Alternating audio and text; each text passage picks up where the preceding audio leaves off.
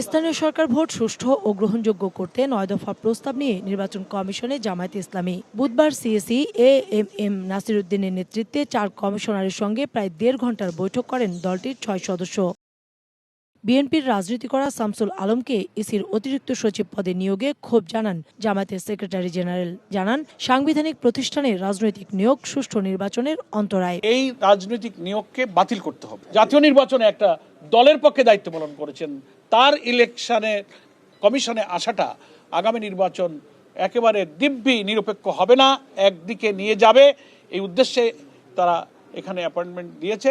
আপনারা এটাকে আপত্তি করেন, বাতিল করার দায়িত্ব তো সরকারের। এমপিওভুক্ত শিক্ষকদের নির্বাচনে অযোগ্য করার সিদ্ধান্তে আপত্তি জানায় মিয়া গোলাম পরোয়ার। এ সময় আওয়ামী লীগের পদধারীদের ভোটে অংশগ্রহণের সুযোগ বন্ধের দাবি জানান তিনি।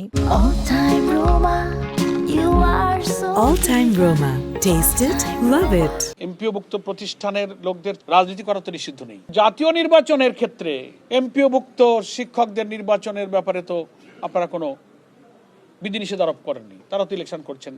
প্রশ্ন করলাম যে সেটা কি আপনারা করেছেন? বল না, আমরা শুধু লোকাল গভর্নমেন্ট ইলেকশনের জন্য এই নীতিমালাটা অ্যাপ্রুভ করেছি। তাহলে কি হলো?